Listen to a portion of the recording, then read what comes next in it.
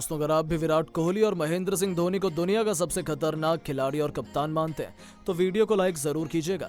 दोस्तों, बेंगलोर की ऐतिहासिक जीत के और प्लेऑफ में क्वालिफाई करने के बाद विराट को सरप्राइज देने पहुंची उनकी lady luck wife Anushka Sharma.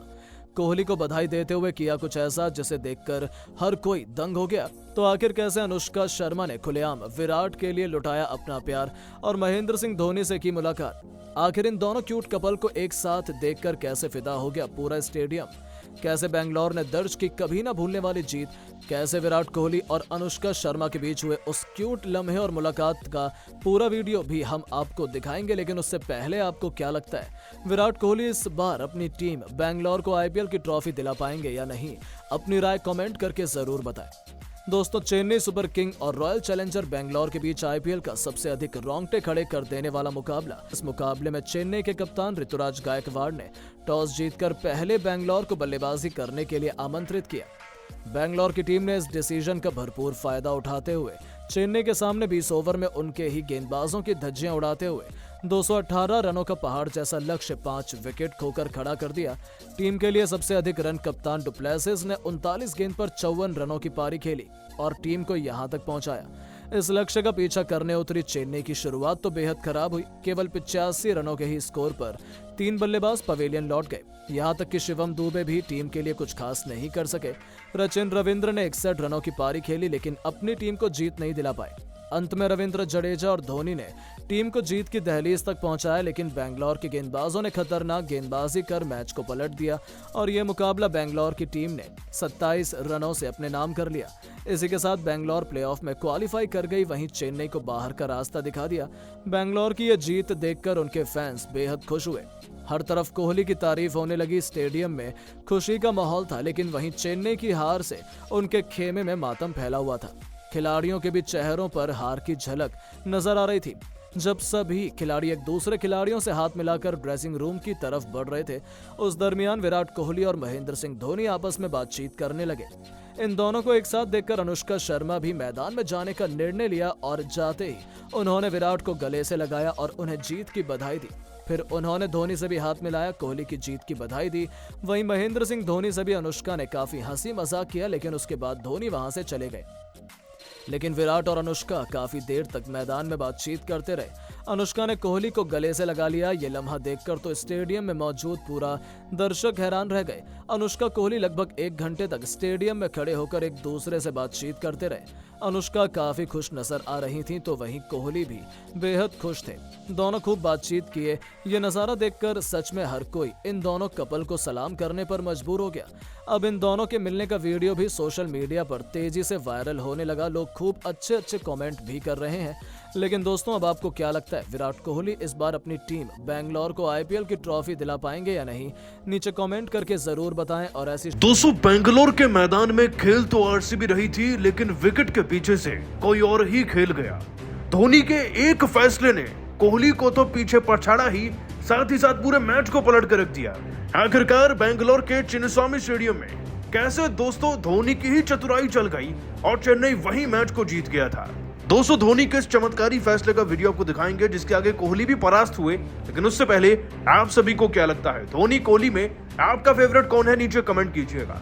दोस्तों, आईपीएल 2024 एक तरफ और इसके 68वें मुकाबले यानी कि आरसीबी और चेन्नई की टीम के बीच में हो रहे नॉकआउट मैच का क्रेज एक तरफ है।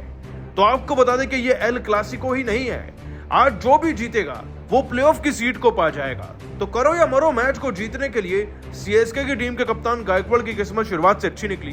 वो टॉस जीतकर उन्होंने बॉलिंग चुनी और दोस्तों बॉलिंग उन्होंने भले ही चुनी, लेकिन पहले 3 ओवर में 31 रन देखकर और लगभग 150-200 के स्ट्राइक रेट देखकर फाफ डु प्लेसिस और कोहली के ये ग्रीन सिग्नल सबको मिल चुका था कि मैच में कुछ बड़ा होगा। लेकिन फिर बारिश ने दखलंदाजी करी और मैच को रोकना पड़ गया। लेकिन जैसे ही मैच शुरू हुआ और आगे की 5-6 गेंदें चली, तब भी दोस्तों तूफानी रन रुके नहीं थे। जी हाँ, आपको बता दें कि केवल फाफ डु प्लेसिस की बात करें तो वो बड़ी तेजी से 39 गेंदों में 3 छक्के 3 चौके लगाकर 54 रन पर थे और विराट भी 20 गेंदों के अंदर 35 से ज्यादा रन ठोक चुके थे। इनफैक्ट विराट ने तो एकदम से इतनी ज्यादा रफ्तार पकड़ी कि 4 छक्के 3 चौके लगाकर फिर वो 29 गेंदों में 47 पर पहुंच गए। और इस बात में कोई शक नहीं कि विराट अपना 50 भी पूरा करते और टीम एक बड़ा स्कोर बनाती। लेकिन विकेट के पीछे जानते हैं ना कौन है? वो पूरा खेल भी चलाते हैं और खेल में सारी चीजें भी। विराट कोहली और दोस्तों एम एस धोनी के बीच में एक फ्रेंडली सी झड़प हुई। वो आपस में बातचीत कर रहे थे, लेकिन एम एस धोनी कहीं ना कहीं भांप चुके थे कि विराट अब कहां कैसा शॉट खेलेंगे। तो वो जानते हैं कि इनको लेकर आए उनके सामने एक स्पिनर को, एक स्पिनिंग ऑलराउंडर यानी कि मिचेल सेंटनर को लेकर आए। और दोस्तों जैसा कि हम पिछले कुछ दिनों से सुनते आ रहे हैं कि विराट स्पिन पे फंसते हैं, तो धोनी ने कहा कि चलो तुम्हें स्पिन पर ही फंसाएंगे। और फिर तो कुछ ऐसा किया कि जो देखने वाला था। दोस्तों धोनी का सिक्स सेंस एक बार फिर से मैदान में दिखा विराट को आउट करने के लिए। देखिए विराट कोहली को आउट करने से पहले उन्होंने एक सेटअप बिछाया। सेटअप ये था कि डेरिल मिचेल को लॉन्ग ऑन की तरफ भेज दिया गया इस गेंद से पहले।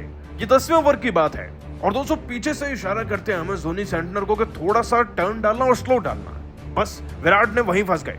दोस्तों विराट कोहली इस ओवर की चौथी गेंद पर खेलने तो जा रहे थे लेकिन कंफ्यूज हो गए, लेकिन बल्ले पर गेंद आ चुकी थी और फिर वो उसको अच्छी तरीके से उठा भी नहीं पाए, जिसके चलते शॉट तो उन्होंने लगा दिया लेकिन गेंद उनके बल्ले के बीच में लगने की बजाय उनके बल्ले का एक बड़ा एज ले गई और लॉन्ग ऑन की तरफ चली गई, डाउन साइड की तरफ, जहां पर दोस्तों धोनी ने मिचेल को तैनात कर ही रखा था और मिचेल ने उनका आसान सा कैच पकड़ा, जिसके बाद 47 रन पर विराट की पारी समाप्त हो गई।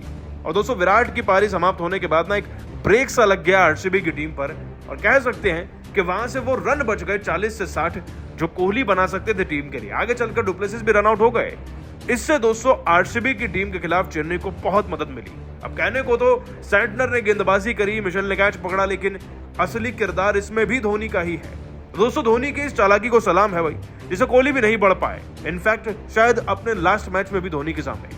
वैसे दोस्तों आप सभी धोनी की चालाकी को 10 में से कितने नंबर देंगे आज नीचे कमेंट कीजिएगा। दोस्तों चेन्नई और बेंगलुरु के बीच खेले गए करो या मरो के मुकाबले में कुछ ऐसा देखने को मिला जिसे देखकर पूरा क्रिकेट जगत दांतों तले उंगली दबाने पर मजबूर हो गया।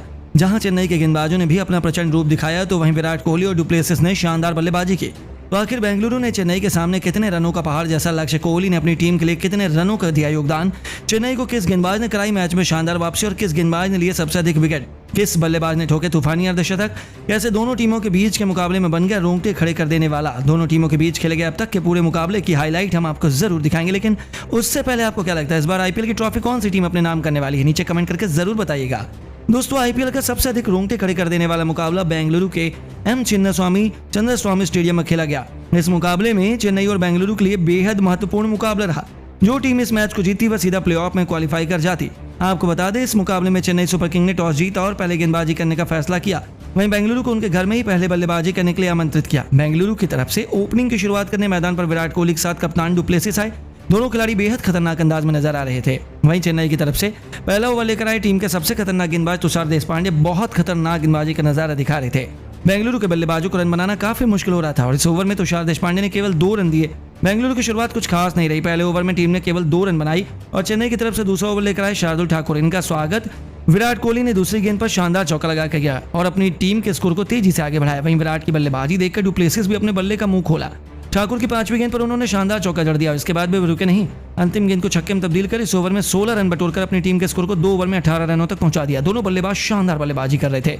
चेन्नई की तरफ से तीसरा ओवर लेकर आए एक बार फिर तुषार देशपांडे और इनका स्वागत विराट कोहली ने पहली गेंद पर शानदार छक्का लगाकर किया। विराट कोहली इसके बाद भी रुकने का नाम नहीं लिए। तीसरी गेंद को उन्होंने छक्के में तब्दील कर दिया और इस ओवर में 13 रन बटोरकर अपनी टीम के स्कोर को 3 ओवर में 31 रनों तक पहुंचा दिया। लेकिन उसके बाद अचानक मैदान में बारिश आ गई जिसके कारण मैच को रोकना पड़ गया, लेकिन बारिश बहुत जल्द रुक गई और ये मुकाबला शुरू हुआ। दोनों बल्लेबाज इस अंदाज में बैटिंग करने आए। चेन्नई की तरफ से चौथा ओवर लेकर आए महेश तीक्ष्णा खतरनाक गेंदबाजी का नजारा दिखा रहे थे। बेंगलुरु के बल्लेबाजों को रन बनाना काफी मुश्किल हो रहा था और महेश ने अपने इस ओवर में केवल 4 रन दिए। बेंगलुरु का स्कोर 4 ओवर में केवल 35 रनों तक बन पाया।